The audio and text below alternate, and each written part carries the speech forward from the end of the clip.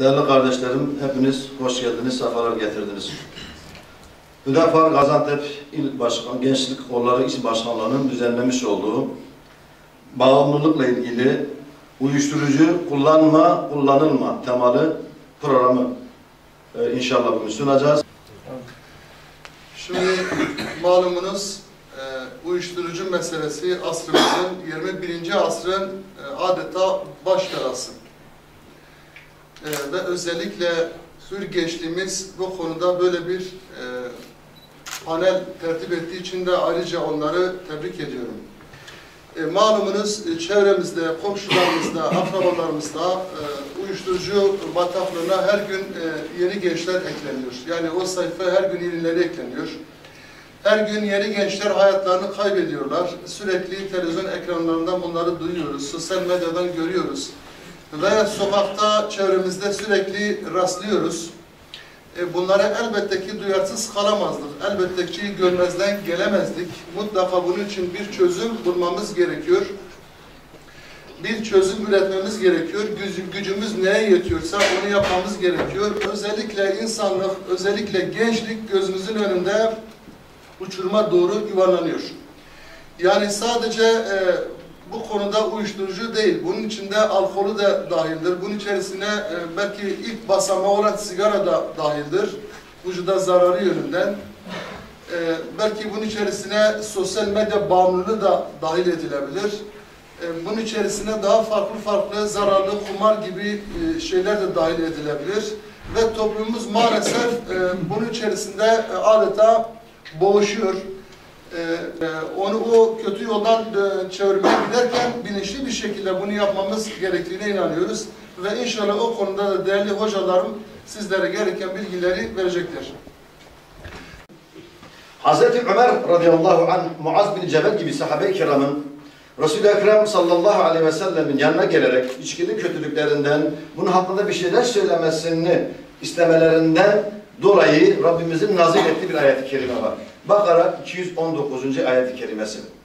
Bu ayet-i kerimede dediğimiz gibi Hazreti Ömer, Hazreti Muaz ve bazı sahabe-i kiram radıyallahu anhum ecmaînin Resul-i Ekrem'e gelerek bu mevzuyla ilgili bir şeyler söylemesini, ne yapılması gerektiği veyahut engellenmesi gibi bir şeyler sorduğunda da Rabbimiz Celle Celaluhu bu ayet-i kerimeyi nazil ediyor. Nedir bu?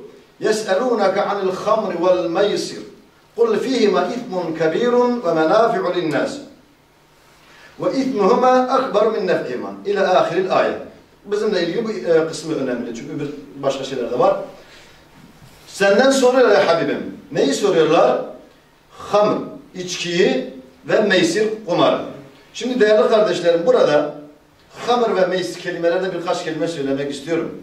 Hamr, genelde alimlerimiz aklı örten, aklı kapatan anlamı vermişler maal olarak. Dolayısıyla bu hamr kelimesini bu şekilde aldığımız zaman bugünkü aklı çalan, uyuşturan ve aklı denge yerine de götüren, rahatsız eden bütün kullanacak bonzaidir, eroindir, esrardır. Çünkü bugün değerli kardeşlerim, ben biraz baktığım zaman şunu görüyoruz. Afyonun haram olmayacağını, olamayacağını söyleyenler var, iddia edenler var. Neden? Çünkü sarhoş etmiyormuş. Ama biraz sonra göreceğiz hadis-i şerifte Resul-i Ekrem sallallahu aleyhi ve sellem söylüyor. Diyor ki vücudu uyuşturan her bir şey haramdır. Dolayısıyla hamr kelimesi de aklı örttüğü için haram kılındığını görüyoruz. Dolayısıyla bu aklı kaybeden, aklı perdeleyen, aklın çalışmasını engelleyen ve uyuşturan bütün maddelerin buna kıyas edilerek haram kılındığını alimlerimiz icma etmişlerdir. Şeytan ve şeytanlaşmış bugünkü asrın insanları, bu zamanın firavunları, nemrutları, Ebu Cehilleri, bugünün gençlerini bu bağımlılıkla gerçekten bir milleti yok etmek ve davaları yok etmek için uğraşıyorlar. Ve biz de diyoruz ki Üstad Bediüzzaman'ın sözüyle bitireyim. Bu mücadelede, bu bağımlılık mücadelesinde belki çok ayağı vardır bu bağımlılıktan kurtarma, toplumumuzu kurtarma adına. En önemli bağı şuna inanıyoruz. Müslümanlar olarak diyoruz ki Üstad Bediüzzaman'ın sözüyle bizim kurtuluşumuz iki kelimededir diyor. Nedir bunlar? Âmentü billahi ve bil yevmil âhiri. Allah'a iman ettim ve ahiret gününe iman ettim ilkesini biz gençlerimize, insanlarımıza vermediğimiz sürece bunda kurtulmamız mümkün değil. Bu da İslami terbiyeyle olur, eğitimle olur. Bugün toplumumuzda bizi insanları cahil bırakmaya çalışıyorlar. Cahil bırakmanın en büyük yollarından biri, biliyorlar ki kitap, Kur'an-ı Kerim'i, kitabı elimizden alamayacaklar. Yani Kur'an'ı değiştiremeyecekler. Müstekbirler, zalimler, emperyalist güçler bir araya geliyorlar, diyorlar ki Müslümanların en güçlü olan kitabı olan Kur'an'ı ellerinden alalım, ortadan kaldıralım. Yüce Allah ne diyor Kur'an-ı Kerim'de? Bu kitabı biz indirdik, bu kitabı koruyacak olan biziz. Yani ortadan kaldıramayacaklarını bizden daha iyi biliyor müstekbirler. Belanlar bizden daha iyi biliyor. Onun için ne yapalım? Bağımlılıkla bu Orta Doğu'daki Müslüman gençleri bağımlı yapıp İslam'dan, Kur'an'dan, Peygamber'den, ahiretten uzaklaştıralım. Gerçekten bugün bağımlılık toplumun asıl en büyük hastalığıdır kardeşler. Bağımlılık toplumun en büyük hastalığıdır.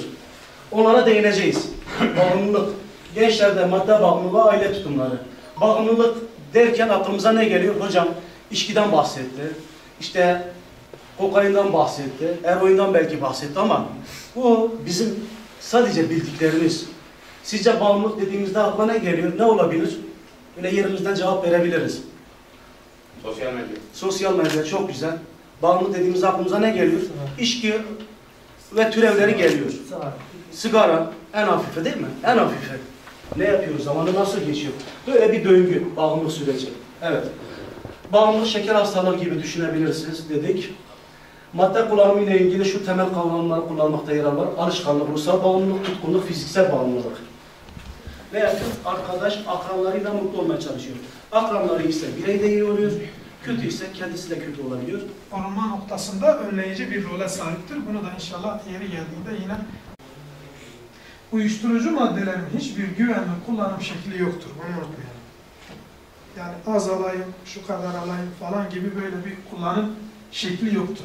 Kullanan herkes için bağımlı olma riski eşittir. Yine hocam değinmişti ona. İşte ben başlamam, ben bağımlı olmam, bir kere kullanırım, bir kere içerim, bir kere denerim, ben iradem kuvvetlidir falan. Öyle bir şey geçerli değil. Kullanan herkes için bağımlı olma riski aynıdır. Neden? Hücrelerimiz vücuda giren her maddeyi tanıyor ve bir daha unutmamak üzere hafızasına alıyor. Şey çıkmaz dedi, içti. Bir daha da içmem dedi. Fakat devam etti kullanmaya. Ben bağımlı olmam dedi. Bu da yanlış bir düşünce. Ben bağımlı olmam dedi. Ve bağımlı oldu. Fakat benim iradem kuvvetli. Ben istersen bırakırım. Tamam, bağımlı oldum ama istersen bırakırım diyor kişi. Daha sonra şu sonuca varıyor. Bu meret bırakılmaz. Artık o iradesi de kalmıyor. Bırakamayacağım düşüncesine giriyor. Fakat bırakmak gerektiğini de biliyor. Çünkü çok fazla zarar görüyor artık bundan. Ve bırakmak zorundayım gibi bir düşünceye giriyor haklı olarak. Artık bırakacağım diyor. Bıraktım, bir daha başlamam diyor. Bırakmasına rağmen ya bir kere içsem bir şey olmaz diyor ve bir daha bu döngüyü başlatıyor. Asıl en büyük sıkıntı şu döngüyü bir yerden kırmaktır. Hatta en önemlisi bu döngüye hiç girmeyip belki kullanabilirim mi kafadan silmek gerekiyor. Korku ve merak gerek yok. Bu konuları gördük, zararlarını gördük. Bunu merak edilecek, bunu merak etmenin bir anlamı olmadığını gördük inşallah. Güçlü bağlar. Gerçekten arkadaşlık ortamının, sivil toplum kuruluşlarının, okulların bu yönde rolleri çok yüksek. Benim böyle bir çocuğum olamaz, böyle bir kardeşim, böyle bir arkadaşım olamaz demek, o da zarar veriyor. Onlarla iletişim kurarsak, onlara ulaşırsak, onlarla bağlarımızı arttırırsak, işte sevgi gösterip dinlediğiniz için teşekkür ederim. Allah razı olsun. En doğrusu hiç başlamamak. Fakat başlayan birine nasıl yaklaşmalıyız değil mi? Evet.